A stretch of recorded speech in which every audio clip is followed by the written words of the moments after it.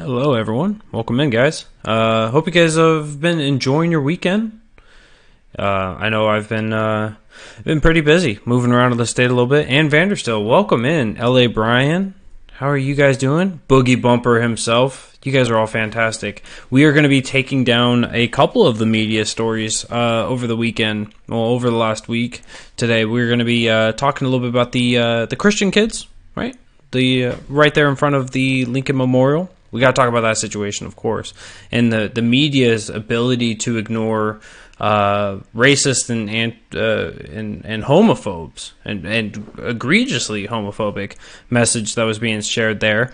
We're also going to be talking about, of course, the BuzzFeed case and just believing in anonymous sources or believing in your sources when the people that are supposed to corroborate your stories won't, right? They publicly come out and act outside of their normal tenor and shut it down. So we'll talk about those two cases. And then, of course, we've got to talk about Trump. On Saturday, around 4 p.m., came out and gave an offer to the Democrats. What a beautiful thing that President Trump can do, trying to end the shutdown.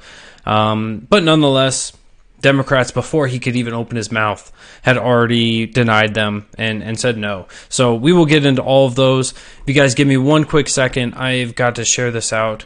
And while I'm sharing this out, I'm going to share with you guys a little Facebook gem, if you will. So if you guys are on Facebook at all, you guys might be seeing somebody by the name of Alex Merked. I apologize, Alex, if I am butchering your name, but nonetheless, Alex is the Libertarian National Party vice chair, and I've got a great friend, Brent DeRitter, and he got drunk.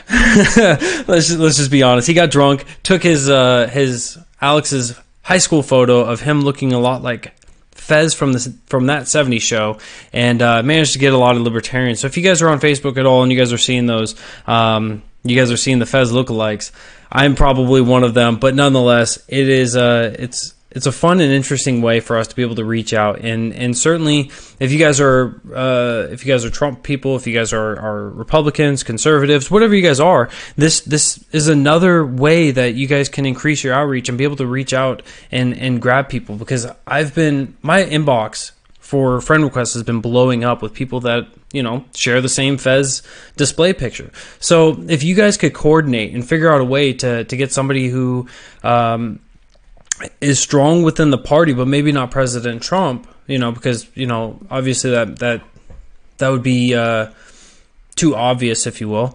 You could use that in order to really gain your following and gain some connections and really spiderweb out if you guys are into that marketing scheme. So it's a big thing, and it's a beautiful thing.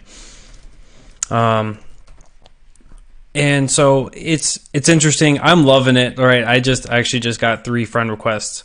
But nonetheless, all right, so it looks like I've got everything shared out. I want to thank you guys for joining in. L.A. Brian, thank you for the fantastic super hearts.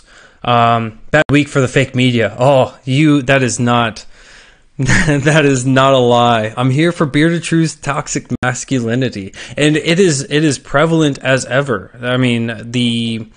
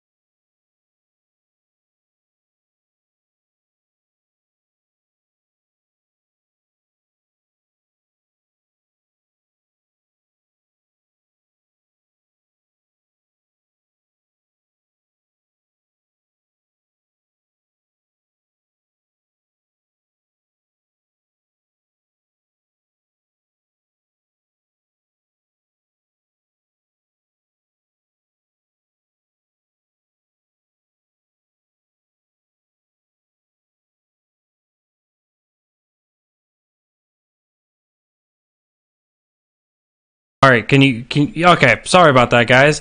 Do you know when I dropped out, babe? No, I had just come on and I didn't have sound at all.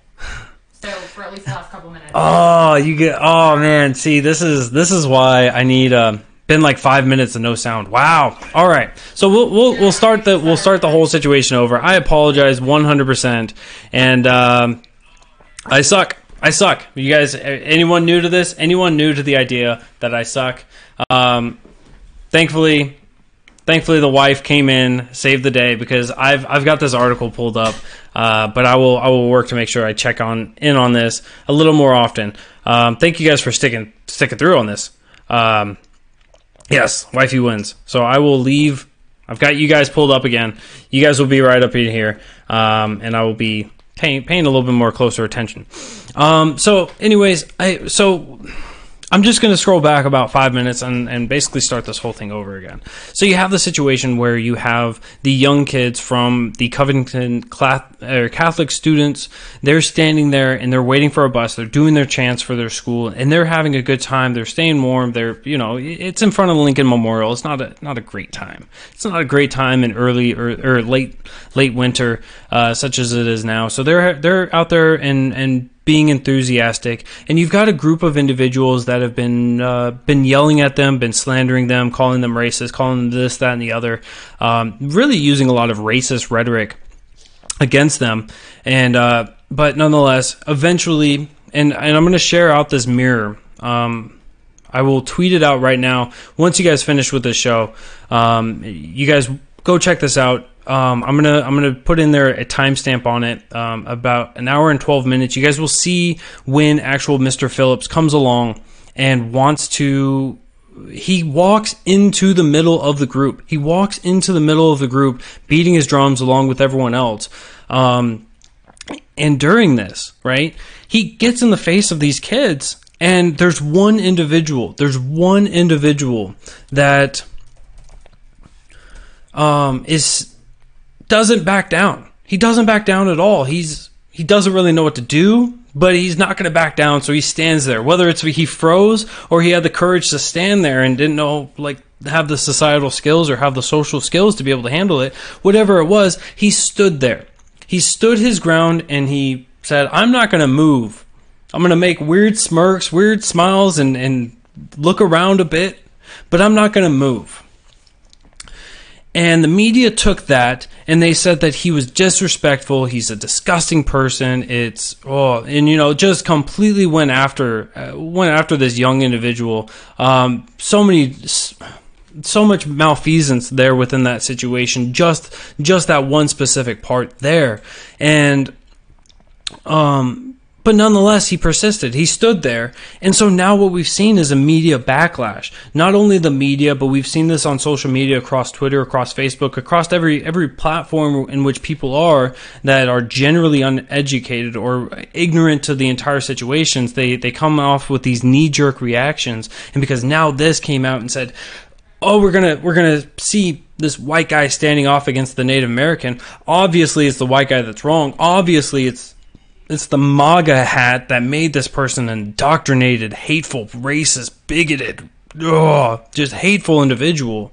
And so they ran with that message, and they ran with it, and people accepted it. They've accepted the fact that the media will never lie to them, despite the fact that the media continues to lie. The media continues to lie to them, and that's the big topic of tonight, of course. But so opening up the link that I've just now tweeted out, if you go to the hour and 12 minute mark, you can see that it was not the kids that were standing there or coming in to harass others. They were being harassed. They were being harassed for the first hour and 12 minutes, and then they were being harassed by a second group, the Native Americans. They stood their ground. Now, the media, here's where an even bigger portion of the malfeasance from the media comes from. They ignore the first group that, I just alluded to, the first hour and 12 minutes of this video. They ignore everything that these individuals are saying, despite the fact that they're openly espousing racist views, calling these young kids crackers, calling the 2 individuals that were within the group that were black, calling them the N-word, referencing to racist rhetoric consistently throughout their entire speech. That wasn't an issue. That's not a problem. It doesn't matter that the individuals are black. It doesn't matter that they were Jewish, because they were obviously not wearing MAGA hats, and so we're gonna let it slide. We're gonna allow that to keep going. It doesn't matter the fact that they called President Trump a homosexual and said that homosexuality is absolutely abhorrent and needs to be torn apart. Right? The left, the media, the ignorant people in this country that accept the lies that are promulgated or propagated to them. No one is talking about the egregious views that were being shared there because it wasn't a MAGA person. If this doesn't show you the lines and the desires of what the media wants to do, and that is to just merely take anyone that is wearing a MAGA hat, that is affiliated with right wing, that is affiliated with Trump, that is affiliated with conservatism, that is affiliated with libertarianism, and take those people and just shred them apart and vilify them in any way possible, and openly advocate against these people, and maybe they're not intentionally hoping that people will dox them and destroy these people's lives, but they're making it so easy. They're making it so easy by making these stupid situations make it look as if one side is the aggressor, when I think seriously in this situation, sitting around after a March for Our Lives event in which you have a bunch of Catholic children or students, right? It's pretty difficult to look at this entire situation and say, yeah, they're egregious. They're the bad people within this. It just doesn't there. It's just not there. It really isn't. I don't know. I'm looking at this and watching. I haven't watched the entire thing. I have not watched the entire thing. It was the clip that I had shared out. It's an hour and 46 minutes. It's quite a bit of information there. It's a lot to digest. It's a lot to take in. But I have seen objective lies. 100% objective lies. The portrayal that they were sitting there chanting, "Build that wall," have not heard anything that was in any way resembling that. The fact that they had accused the Catholic kids of coming into the faces of the Native Americans, that is blatantly a lie. Standing your ground is not the same as stepping up to somebody's face. The fact that these kids were being disrespectful, I saw nothing that they had done. Maybe if you want to say getting involved with adults and having verbal arguments or flipping them off. I think I saw a couple kids flipping off the adults that were across the way, the black Jewish folks that were espousing their racism and their homophobic speech. I saw some of that. So if you want to make a mountain out of that, certainly the media could have, and at least then they would have been objective in some way. But nonetheless, it was still a lie.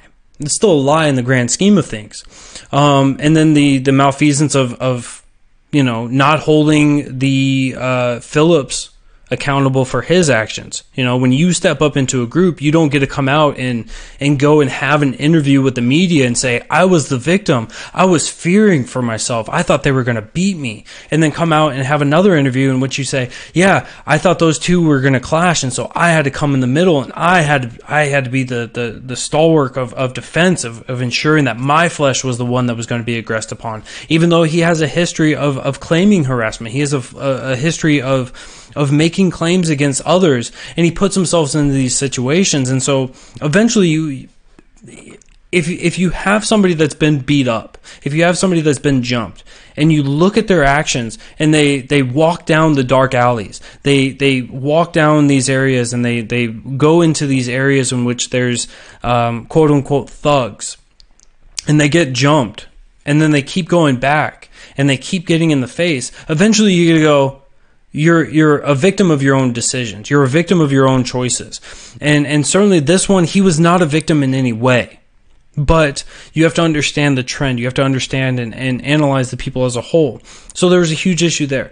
But my biggest point of contention on this, the biggest part where the media just shows their inability to to portray out the truth or to portray out any form of objectivity was the missed notion of the racism and the open homophobic or even homosexual rhetoric that was being espoused, and that it's not even being mentioned, it's not even being acknowledged. And so I want to go back to this. So here's the actual paragraph from the Reason article in which the video that I tweeted out comes from. And the author says, you can judge for yourself. Here's the video footage, and it's a hyperlink to the full incident from the perspective of the black nationalist, and it was ignored, nationalist. Phillips enters the picture around the 1 hour and 12-minute mark. But if you skip to that part, you miss an hour of the black Hebrew Israelites hurling obscenities at the students. They call them crackers, faggots, and pedophiles. And at the 1 hour and 20-minute mark, which comes after the Phillips incident. So it was less than 8 minutes with Phillips, but we've seen where the media blows up about this. They call one of the few black students the N-word and tell him that his friends are going to murder him and steal his organs. At the 1 hour and 25-minute mark, they complain that you give faggots rights, which prompted booing from the students. So they were openly defending homosexuality, and the media does this to them. The left still aggresses against them. So it's just amazing just of how absolutely egregious and reprehensible people are. By maybe it's not intentional, maybe it's not with malice, but it's sheer ignorance. And I would say that in 2019, we just started 2019, and this is the way you want to start off the year? Start off the year on a good foot. Start off on a year by actually researching the information and actually watching the entire clip and actually understanding what is going on before you open your stupid mouth and show that and just completely show that you are incapable of being able to stand up for objectivity and stand on the right side of things. If you refuse in 2019 to actually look up and do any of your own research, but you will gladly go out and espouse your opinions on something with the complete ignorance of the facts, you're doing the entire world a disservice. And I'm sorry to take such a hard stance, but I see this happening too often, where people speak without knowing anything. I have friends on my Facebook feeds, I have friends on my Twitter feed that are doing this, and I don't want to call you out all the time, but I will call you out when it is something blatant as this. And I'm seeing people in the conservative movement, I'm seeing people in the progressive movement, I'm seeing people in the liberal movement, in the libertarian movement, I'm seeing people across the way. So it's not a partisan thing. It's a person thing. It's a human thing. How are you going to make yourself better this year? And if you're going to make yourself better by doing the same thing that you did last year, you will not make yourself any better. I promise you that. It's about adapting. It's about overcoming. And certainly holding people accountable. And that's something that we've seen from Ann Vanderstill. That's something we've seen from Boogie Bumper. That's something we've seen from James, Real Person Politics. That's something we've seen from a lot of people, that we are coming out and we are giving you the facts on the situation. We are telling you what the truth is, and that you need to pay attention, that you need to have your eyes opened. And this is one of those situations where we need to push out there against the lies, against the slander, against the actions of the media, of the populace, because it's not acceptable. It's not okay, regardless of who it is, regardless of how much you like that person. Push back on them if they're pushing against these young Catholic boys. It is truly a situation that needs to be handled and needs to be addressed with serious fire and fury. Serious fire and fury. And while we're talking about fire and fury, President Trump came out, and there was more media malfeasance with this, nonetheless. But, of course, when it comes to the situation with regards to the government shutdown, we just finally hit the big 3-0 day. Can I just say thank you, President Trump, for making sure the government stays shut down for 3-0 days. This way, the reduction in force thing that we spoke about, not in the last episode, but in 2 episodes ago from Tuesday night, the reduction in force that was brought out, and the expected person, the person that is most likely is Stephen Miller. I'm not really sure how to pronounce his name, I'll be honest with you. I read it more than I listen to it. But nonetheless, is Stephen Miller coming out and pointing out that back in 1981, Reagan was able to use the reduction in force, or the layoffs, for our bureaucratic policies in order to get rid of a lot of people that stood in the way. And there was a great Daily Mail article on this that was given by a insider from the Trump administration, and that's who we think is the Stephen Miller situation, and just laying it all out there and giving you the rules and giving you the laws on this. So now that we've hit the big 3-0 days, fantastic, beautiful. I am excited to know that that's happening, that we are seeing some of the swamp gate cleared up, that we are seeing some of this just get torn apart. Beautiful day. I am super excited for that. Here we go. I'm trying to find this article because there was an article that I really wanted to pull up with regards to, and it might have already been taken down. There we go. So that'll be the next discussion point. So Trump comes out and Trump wants to reiterate a good deal that was given to the Democrats in the past. And that was basically, hey, I'm willing to give you some of DACA. I'm willing to give you some of DACA. And he gave them 3 years of DACA. So you guys accept it. You get 3 years of DACA. You'll be happy. You'll be secure in that. They will have their protections. You just give me $5.7 billion. That's all that you have to give me. You give me that much, and we are free to go. We'll bring back the government, and everything will be right as rain. You'll have no more complaints, and the government runs again. And both sides get something that they've always wanted. Before he could even push this out there, before he could even get this out there to the public, do you know who refused it? Nancy Pelosi. Nancy Pelosi wrote a statement, and this was broadcasted out before, just a couple minutes before he could even come out and give his address. It's kind of a short one, so I want to read it to you guys. Democrats were hopeful that the president was finally willing to reopen government and proceed with a much-needed discussion to protect the border. Yes, so President Trump wants to do both of those, but the problem is that they want to open the government and then have the discussion about protection of the border. He's saying, no, you're going to protect the border, and when you protect the border, the government gets reopened. He's been clear on this. He has not flipped. He has not flipped 180 degrees, or in accordance with, what was that, Omar from Minnesota flipped to 360 degrees. He has not changed his stance. You give me the border protection, the government comes back up. So Democrats were hopeful that President Trump was going to change. Turns out he's got a little more of a backbone with this situation than what they do. They have short-sightedness and stupidity propelling them into the future. But we'll continue on. Unfortunately, initial reports make clear that his proposal is a compilation of several previously rejected initiatives. Oh, the rejected initiatives. Don't give us DACA. We just want DACA, but don't give us DACA. We can't have DACA. You know, originally you said 700,000, and then you bumped it up to 1.8 million, and then now you're giving us back 700,000. We don't want DACA. But bring us back the government, give us DACA. They don't want to trade for it. They don't want to trade for these votes. They don't want to trade for the protection of these kids. They just want to have their way.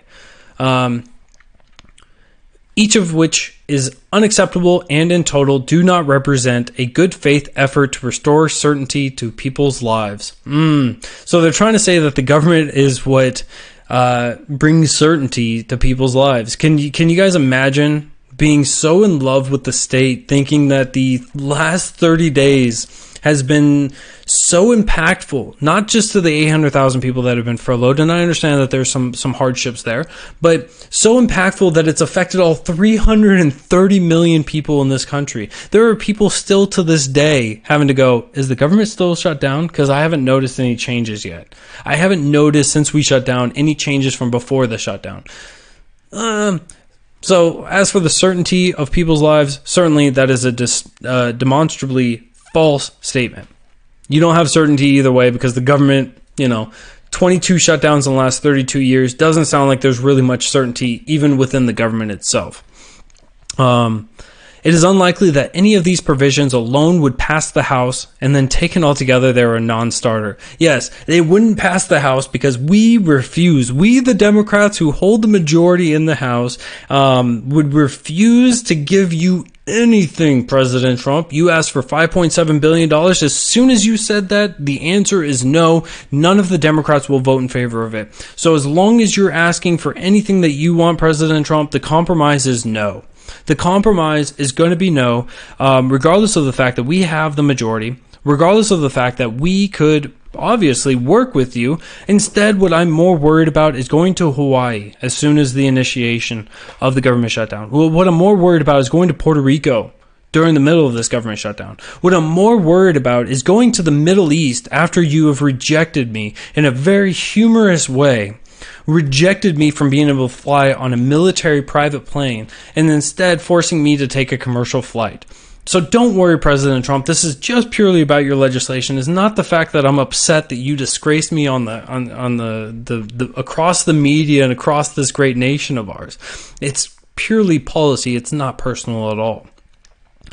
And so I love that she points out that it's just the House that wouldn't do this. So she has enough control, and I think that there may be some merit to that point, right? There are many members of the media, or not the media, of the Democratic side that would not in any way endorse anything that comes from President Trump.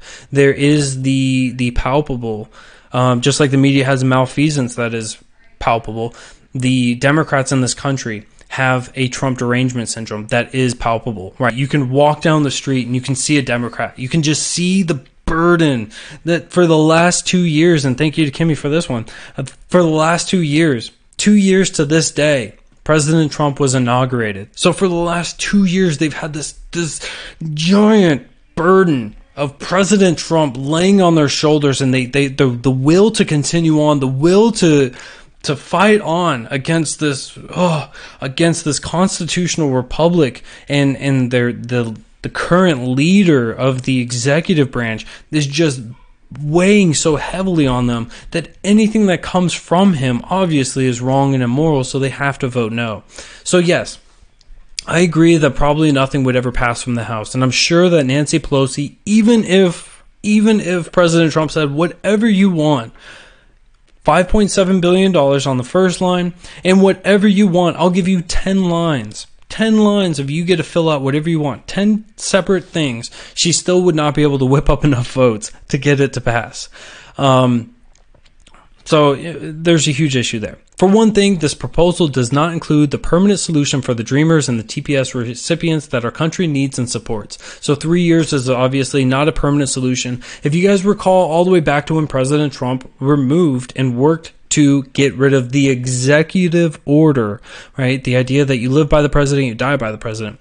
When he removed the executive order, that was DACA. He said, hey, Congress, it's not my job to legislate. It's my job to execute the legislation. So if you want DACA, you, the Congress, make a law and I will sign it. So if you want a permanent solution for the Dreamers and the TPS recipients that our country needs and supports, then how about you as the Speaker of the House, Nancy Pelosi, stop writing about it and be about it? How about you do something instead of just relinquishing your authority and your powers to the executive branch? How about we can do that? But no, you don't want to be responsible for your actions, and you don't want to be responsible for your part of Congress. It's disgusting, it's reprehensible, and you suck. So she continues on, and she talks about what the Democrats support. Increased infrastructure investments at our ports of entry, including additional ports and roads. So she wants to open it up more and allow more ways for people to come into this country. Advanced technology to scan for drugs, weapons, and contraband, while the vast majority of drugs come into our country. And advanced technology to deter unauthorized, or to detect unauthorized crossings. So this is something that was also within the fundamentals of what President Trump wanted. So they agree there. More customs personnel, and include the filing of 3,000 customs and border patrol vacancies. So that was something that President Trump was also in favor of. More immigration judges. That was also something that President Trump was. So 3 of those 4 things they agreed with. Now, increasing the infrastructure investments at the port, He agrees with increasing the infrastructure investments. They want more ports. He wants more walls. That's really where it differs. I think that they could certainly, if President Trump can work it in, you can have more ports. Give me the wall. Give me the wall. We'll cut a couple more holes in the wall, and we'll be right as rain. Next week, Democrats will pass a package of 6 bills agreed to by the House and Senate negotiators and other legislation to reopen the government so that we can fully negotiate on border security proposals. So she is saying that the negotiators, the great negotiators of the House and Senate, are going to work and they're going to pass out these bills, and not a single one of them is going to be accepted by the turtle himself, Mitch McConnell. So Mitch McConnell is keeping his defense up, like what we were hoping. Mitch McConnell is staying strong with saying if there's no border wall, if there's no 5.7 for the border wall, it's not going to the president's desk. It will not be seen by the Senate. It will not be voted upon by the Senate, and it will not pass. The media has gone after him for this. It is well within his constitutional authority to not have bills be coming up that he does not want to be seen. It's one of the rules that the Senate has. It's one of the rules that the House has, that they get to set up their own rules and they get to structure themselves in the way that they want to. And certainly, right, that within this situation, Mitch McConnell is working within his. He's doing it in order to protect the president, in order to ensure that President Trump, if he were to try to move towards a pocket veto on this, right, instead of signing it into effect and disagreeing with it, or vetoing it and allowing 60% of the House and Senate to pass it, and to deny his veto effectively, he can pocket veto it. And he basically would be doing the same thing that Mitch McConnell is doing. So he would just pop it in his pocket and say, yep, not going to do nothing on it. You can't do anything there, right? Congress can't do anything on there. And we already know that there would be a strong and visceral hatred of a move from the Democrats in order to move for impeachment on it, right? Instead of obstructing justice, he's obstructing the government, and certainly they would find their ways in order to justify that. But it is what it is. I appreciate you, Simo. Simo, you're a fantastic guy. Thank you for coming in tonight. But so we're watching this all go down, and watching the media on this, it's just absolutely comical.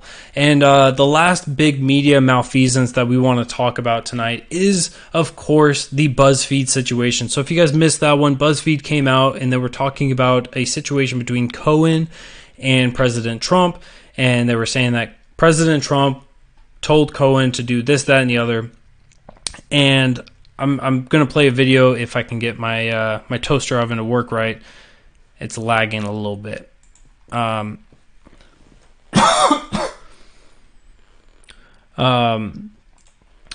so nonetheless, right, the BuzzFeed editor went on to CNN and he went to reliable sources. He went to reliable sources with Stelter. And comical tweet, of course. Brian Stelter, somebody said when Brian Stelter made it announced that he was going to have the BuzzFeed editor of this story coming onto his show, somebody had tweeted him and been like, you've got to really rethink your name. You have to rethink your name of your show. And Brian Stelter's like, I have no idea what you mean. What do you mean by that? Because, you know, you're bringing on a BuzzFeed guy that just got slammed for the first time by the Mueller spokesperson, saying, yeah, that report, we're gonna break our precedent. We're gonna break our normal rules of conduct, and I'm gonna come out and publicly just say no. There is mischaracterizations within this post.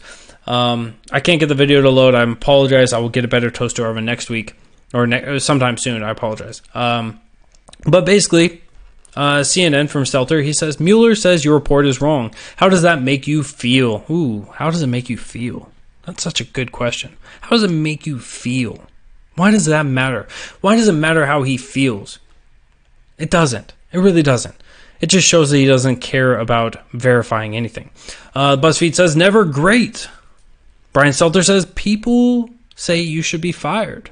BuzzFeed says, I've been a reporter for 20 years. This is the greatest offense, right?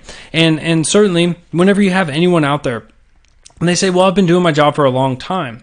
Yeah, but you suck at your job. So how long of those 20 years have you been suck at being a reporter? How many of those 20 years have you portrayed a falsehood, a lie, been inaccurate, and no one has been as public with the shutting down of what you've portrayed as what you just experienced. How many of those 20 years can you honestly say that you were both objective and honest for all of your articles? But nonetheless, that is his defense. I've been a reporter for 20 years, therefore I shouldn't be fired. Weak defense, right? Really weak. And Brian goes on to ask him, what if your sources are wrong? He's like, no, they're not. No, they're good. They're good. He's like, no. Like, maybe you don't know, but maybe your sources are wrong. He's like, no.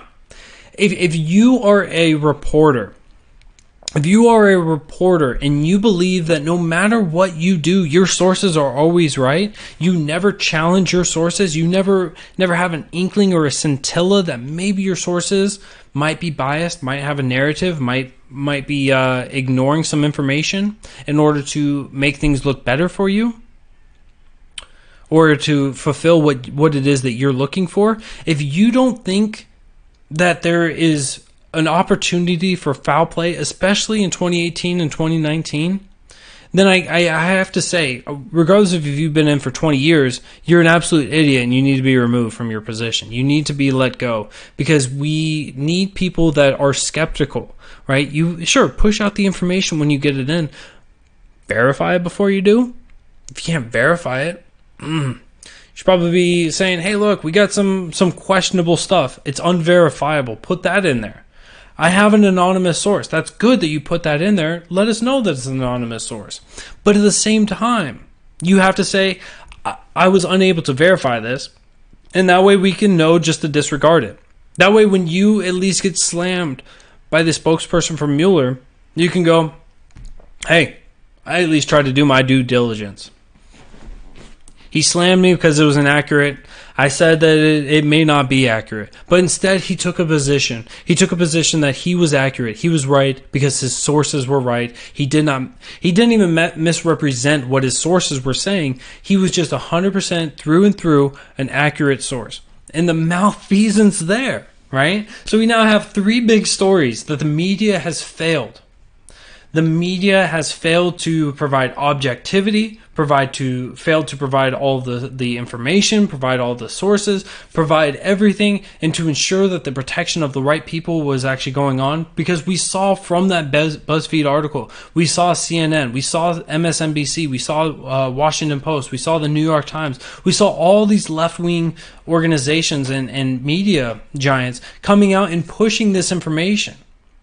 And they were pushing it, and they were, if it was a TV media source, they were giving it wall-to-wall coverage, or almost, right? They were giving hours of coverage. And once it came out that Mueller slapped the crap out of that story, and said, nah, you can't have it this way. Don't lie to the people like that. It was, all right, guys, we got it wrong, and they continued on, right? When they are not willing to ensure that their retraction, ensure that when they lie, when they get things wrong, that they do not, when they make sure, or they do not make sure that their story, that their retraction gets as much, or if not more, when they lose the purpose of journalism, then it's time that you guys move to the alternative media. Why no heads up, Beard? Hey man, Sunday night, it's after 7 p.m. I don't know what you want from me, bro. You have occasional Cortex, and you got consistent Beard. I don't know what you want from me, bro. Get in here at 7 o'clock on Sundays. It's Tuesday nights, Friday nights, and Sunday nights, 7 p.m. Eastern. Let's get in here. Let's get on time. Thank you guys for joining in nonetheless. Yeah, so I want to thank you guys for joining in for the media malfeasance parts. That was certainly a big part of what's been racking my mind for the last couple of days. And I got some big news for you guys. I have some great news for you guys. It looks like in May I'm going to be moving up. Going to be moving up in the world. I'm going to be taking in my first actual political position. We're going to be growing. So coming May and June, I will be having a seat. I'll have my little placard on my desk. We'll be growing within, sad to say, the Libertarian Party. I'm not sad. I won't say sad. to the sadness and to the upsetness of others, I'm within the Libertarian Party. I'm a proud Libertarian, and I'm going to be taking that next step. And so certainly, right, I need you guys. I need all of your help. We're going to try and increase our reach. It's not that you guys have to agree with everything that I say. It's not that you have to agree with anything that I say. But I challenge you guys. I challenge you guys to find something about the libertarian view that you agree with more than what you agree with your own side. And challenge me on it. Ask me questions. Challenge me and help me figure out how I can get more outreach. Because if I can share these things to you, if I can share my values to you guys and you guys can love them and adapt to them and accept them, right? And you guys are all crazily intelligent with the exception of maybe a couple of you, that you guys are my Austin Peterson libertarian.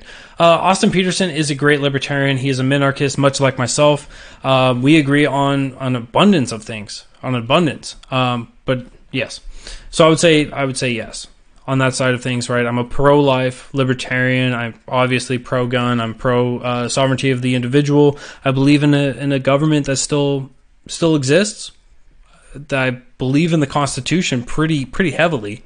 I would like to rescind back government to that point, and we will have a huge discussion about that probably in the next couple of weeks. I'm going to actually have a couple of the future state candidates for South Carolina coming on, and that'll be a good time for us to really get into some of my views as well as theirs.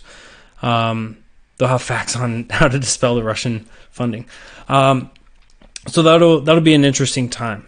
And one of the other things is that we're actually going to be working on the campaign for myself. Maybe not an active campaign, but we're going to be working on getting the roots up there. So if you guys know people that are successful, send them my way. Debates on your show? Oh, yes. Oh, yeah. Oh, I messed up, guys. I messed up. Thank you, Ian. So the call-in number is right there. If you guys want to call in for tonight and have the discussion on this stuff, absolutely. You guys are more than free to call in and have debates on points, bring up your own points or whatever you guys want. You're in South Carolina. Awesome, Jules. Hopefully you'll vote for me when I run, because I will be running in South Carolina nonetheless. So, yeah, absolutely, Ian. I will be having plenty of debates on the show. I've had a couple already. And it'll be a new place for people to get challenged and to challenge me. And I think that that's the best way that we can move forward in this country. Because certainly when I say libertarian, people are afraid that I'm an open borders kind of guy. I'm not an open borders kind of guy. I'm not entirely on the side of the wall, but I believe in protecting the sovereignty of the nation. I believe in border protection. I believe that you have to be vetted to come into this country. I believe in the merit-based system, just like what President Trump has been espousing. I just worry that we're going to build a wall and not fix the legislation supporting that. Yeah. I appreciate that, Ann. That'll be beautiful. I know I'm going to be working on some campaigns over the next year. So 2020 is going to be a big year. We're going to be hopefully working towards getting Lindsey Graham out. So we're going to be working on a couple Senate seats, whether they are Republican or Libertarian. I'll be working with them to try to help get the reach out there and grow in those ways, because I think a lot of us can all agree that Lindsey Graham, 75%, 80% of the year is a rhino, and it would be nice to see him get upset and get removed from his seat. So that'll be beautiful with that regards. We're going to be working towards fixing up a lot of the corruption in our state. So that's something that's going to be missed for a lot of you guys. It just doesn't affect you in a serious way. But we are going to be working towards getting people geared up on the state level. And here's something that's really going to be impactful for you all. Is we're going to be working on the state level of getting people in to pushing for state nullification, right? This is a state authority on this power, on this, the states never delegated this power to you, the federal government. Therefore, it falls to the 10th Amendment. Give it back to us. this is something that we're going to be grooming our people for. This is something that we're going to be pushing on our end. This is something that I would encourage you guys, if you guys are involved with campaigns at all, and I know Ann is fantastic in that way, that she's getting people, start asking about state nullification. Start asking about this and trying to get this idea spread, because I think we can all agree that the federal government is much larger than what was ever delegated to them, what was ever allowed to them by the state's compact. That is the Constitution. So if we understand that, then we have to find a way to get it back. And certainly when you have something that's a big, over encumbersome beast that is just reaching every which way, you don't just say, "Hey, mister, can you like bring your hands in a little bit further?" No, they're not going to do that. You have to take it away with force, and that is through state nullification. So that's one way that we're going to be growing within our state, is trying to push that as an idea. And so that's exciting on those fronts. Like I said, we're going to be working on getting into the inactive stages of the campaign, coming out and going to across the great state of South Carolina. I live up in the Greenville area, so I've got a good group up here of people that know me that are willing to spread the message. Going to be working through, if you guys live in the middle of the state or down in the low county, let me know. We can set up events, and I would love for your support and your help on getting those set up and getting some outreach down there. Zilly, welcome in. American Intelligence Media on YouTube. They interpret Trump tweets and are in. I'll look into it. Absolutely. Local level corruption is just as bad and just as important. Absolutely. But so when I had said that the South Carolina is not that important for people, is because a lot of our stuff is just internal stuff, and certainly I guess in some regards, if we are able to clean up the corruption there, and I've heard already a lot of egregious stories there. But if we're able to clean out a corruption here, that would make South Carolina an even more heavily desired state. And I would love to see all of you move to my state. And so certainly that's one of the big driving forces, is to get into state politics, knock out the corruption, make it clean, get back to a clean legislature here on the state level, move up state nullification, bring the federal government power back in, rein that in, make it to where they're not overbearing and the income tax is as such a heavy burden as what it is now, and then rein them in, and then now we can live back in a limited actual constitutionally driven society, or limited society. And I think that would be the better for the conservative, for the Republican, for the or even some of the Democrats and everything else. Am I a veteran? Yes, I am a veteran. I'm a veteran of the United States Navy. See if I can pull this down. There we go. I am a veteran of the United States Navy. This is a plank. This is an actual common plank from. This is the USS North Dakota. I am 100% a veteran. 5 years, United States Navy. I was a nuclear mechanical operator. So I'm not some war veteran. I'm not some guy that went down and took care of business, boots on the ground. I was a guy under the water, putting warheads on foreheads, if you will, or preparing a boat to do such a thing. Yes. So, nonetheless, guys, if you guys have any other questions, I've got about 5 more minutes. Feel free to ask them. If not, that's gonna wrap up the show. I appreciate you guys all for joining in tonight. I am Mr. Murica, the Bearded Truth, Jason Lyon. Hope you guys enjoyed your weekend. I look forward to our discussion. Our next one's going to be on Tuesday night, 7 p.m. Eastern.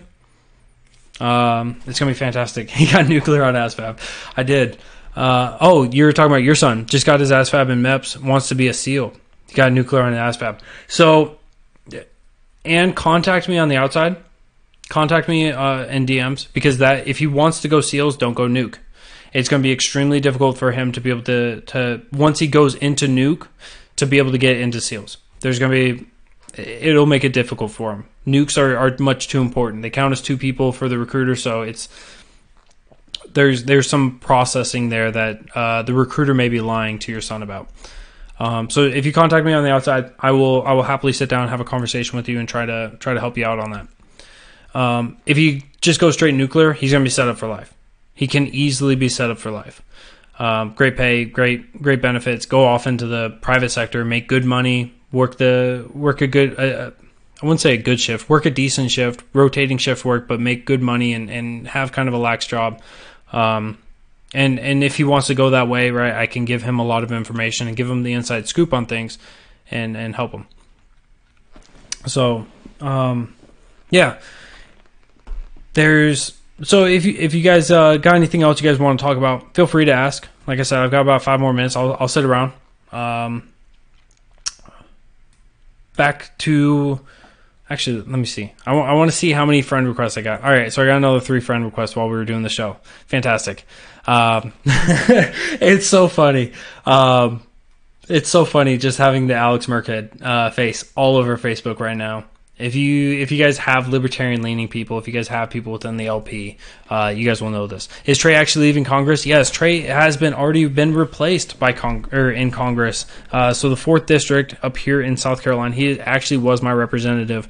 He has been replaced by William Timmons. William Timmons has a kind of conservative. He has a pretty conservative voting record, but there are major fundamental issues with William Timmons, and I'm worried about seeing these issues continue on from when he was our state senator. So he was our state senator, and he didn't finish his first term. During the middle of his first term, he saw the opportunity and he ran for the election, and he won it. So he's moved on to Congress. We're now going through and replacing him here in SC6. But nonetheless, some of the issues that we have with William Timmons is some of the people that he's been working with in the background, right? So one of the guys that I had, thank you, Kay Baker, one of the guys that I had on the show recently, he was at William Timmons' dinner table and was giving him advice on a bill, and they had come to a consensus and agreed on something.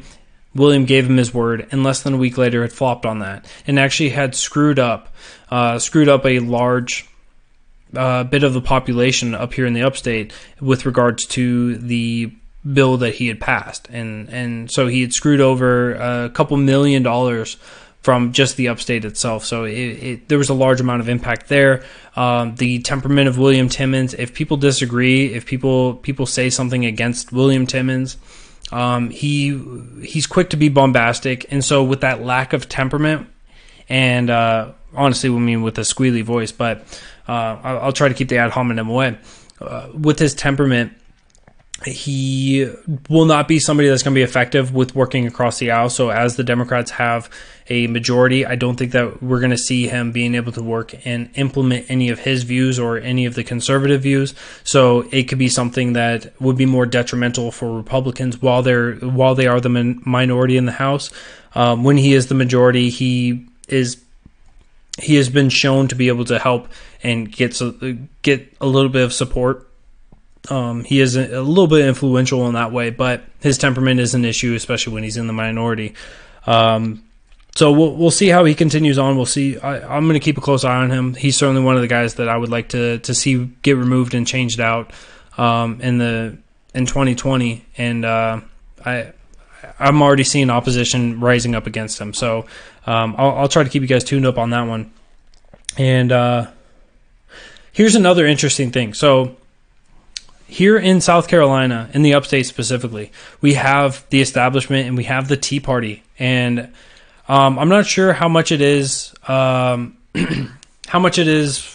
elsewhere, but I know down here they're actually comparable. They're actually near the size of each other, and we now have the head of the Tea Party rivaling up against the current head of the GOP, and it's going to be interesting to watch this catfight. I'm hoping that the Tea Party will win, right? Somebody that's much more liberty-minded than the establishment, and that is Presley Stutz himself. So that'll be interesting. I'm sure this is something that's insignificant to you guys, but just the fact that the Tea Party is still a live and thriving and fighting back against the establishment, I think is a great thing. Do you believe the shutdown is really worth it? Forget the parties. So as a minarchist, and understanding that 90% of the federal government is... Okay, not 90%. Effectively, 80% of what the federal government does is unconstitutional with regards to strict scrutiny on the government, or on the Constitution. I'm in favor of a heavier shutdown. Forgetting the parties, I think that ignoring the parties, and I'm completely unbiased on this one. Understanding that the government has been shut down 22 times in the last 32 years shows that it's not a reliable or consistent government. It's not a good employer. And so I feel less sympathy when you put that into perspective for the workers that have been furloughed, right? It's you can't work at a job that is questionable and go, I'm not getting paid. This is horrible, right? I agree with you. It's horrible. What can you do? What can you do right now? And that is go find a job in the private sector.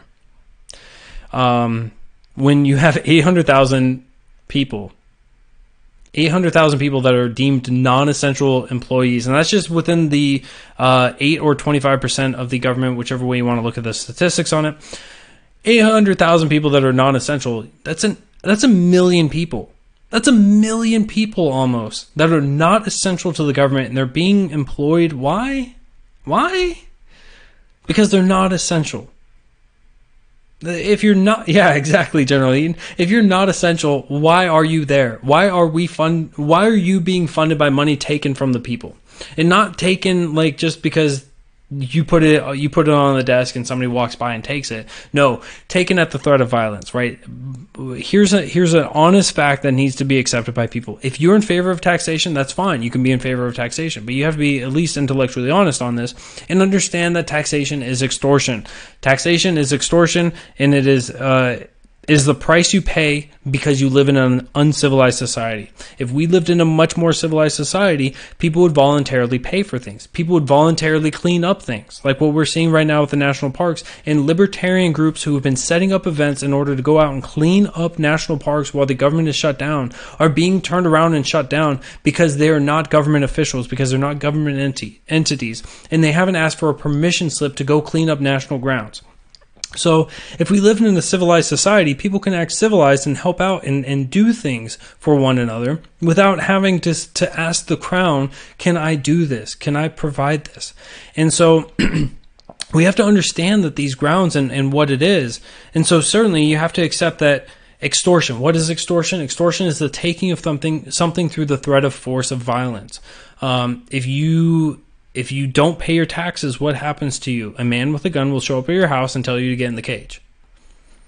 That sounds like a threat of violence, because if you don't go into that cage, if you don't accept to go to jail, then he shoots you.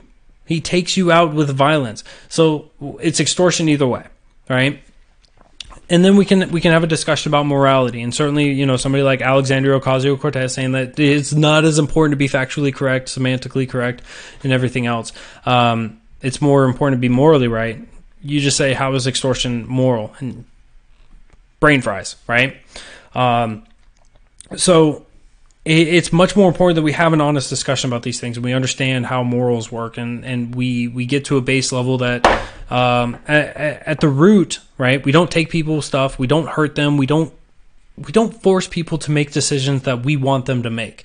We force them to pay the consequences when they infringe upon another. If we can get back to those basic rules, right? When we were all in kindergarten, right? You don't take Tammy's crayons. You don't take Tammy's lunch. You don't take a bite out of Tammy's lunch and just say, look, I didn't take it all, therefore no problem. And you don't tell Tammy, you want to draw a flower, but you're going to draw a sun instead, right? So as long as you're not infringing upon somebody else, nobody's going to infringe upon you. If we can get back to that, we'd be a much better society. We'd be a lot happier in the long run. So we need to have that conversation, and certainly talking about taxation is theft. Taxation is theft, but it's a step beyond that. And once we can have intellectually honest conversations based on those premises, we can work towards actually reducing the immoral actions of the mafia or the government and how they function. I wonder what would happen if everyone refused to pay their taxes as a protest. You'd be seeing France being replayed all over again. You'd see a firefighter getting shot in the back of the head. And I apologize for laughing during that, because that's seriously a absolutely reprehensible that the French police and Macron had ordered this, right? He had ordered that the police officers use guns against the people. This is why the Second Amendment is so important. This is why actually the natural rights of self-defense and the defense of others and being able to protect your life, your liberty, your pursuit of happiness are important. That's why we don't give these up. This is why we don't say, look, government, you get to determine what is mentally stable enough. This is why we don't say, government, you get to tell us what kind of a gun we can have. This is why you don't tell government, hey, I don't like machine guns. You can take my machine guns away. Because if you don't want a machine gun, you don't have a machine gun. If I want a machine gun, you don't get to tell me I can't have a machine gun. Right? If I am not hurting you, then don't tell me how to live my life. If I am just merely trying to protect myself, and you want to take away the ability for me to protect myself, to protect my wife, to protect my children, I think there's something more wrong with you than with me. And certainly that's why I am 100% on favor of the Second Amendment of the basis there. And this is why I also oppose the NRA, before somebody wants to come in here and say I'm a pro-NRA kind of guy. The NRA is not a pro-Second Amendment group. They're a group that's there to say, look, you can have some guns, you can have some ideas, but when they support something like a bump stock bans, it shows that they don't really understand the tenor of the Second Amendment. It all depends on all of us standing up together. It definitely would depend on us being able to get the message out and to get it undiminished to everyone else. It'll be very difficult, right? I had a post today on Facebook just talking about something, and within a minute it was taken down. And I think that certainly talking about something like that and talking about basically a revolution against the state, against the government, would be enough of a concern that the ever-watching eyes of government and social media, which can be almost conflated as the same thing anymore, that they would catch on to this and shut down the message before it can get heard across all platforms. But it would be something that would have to be orchestrated in such a way that I think it would be darn near impossible because of the way that we've accepted so much control to be taken from us and so much power and everything else. But nonetheless, guys, I want to thank you guys for all joining in tonight. Ran over a little bit, but I hope you guys enjoyed tonight. Thank you guys all for joining in. Thank you all for the likes, the retweets, the shares. If you guys haven't seen me on YouTube, please do go over there, like and subscribe. Because we, just started out over there, and it would be nice to get some voices over there and build up that audience, if you will. If you guys are over here on Periscope, thank you guys for joining in on Periscope. I always love you guys. Always love you guys on the Twitter scopes. And I'll be working to build up on the Twitter. Please, and contact me on the outside. I will happily get in touch with you about your son and making sure that what he wants is along the path of what he gets. So hope you guys all have a great night. I am Mr. Merca, the Bearded Truth, Jason Lyon. Hope you guys enjoyed your weekend, and I will see you guys Tuesday night, 7 p.m. Eastern. Keep your eyes out. Also, keep your eyes out on the Mac Files, either Monday night or Tuesday night. I believe I will be appearing on the Mac Files. So, Mr. Chris McDonald having me on. It was a good time, and it was a fantastic night. We recorded this last week, so some of the information has changed, but nonetheless, great conversation, great dude, fantastic time, and so make sure you guys keep your eyes and ears out for that. I'll see you guys then. Have a good night, and I'll see you guys soon.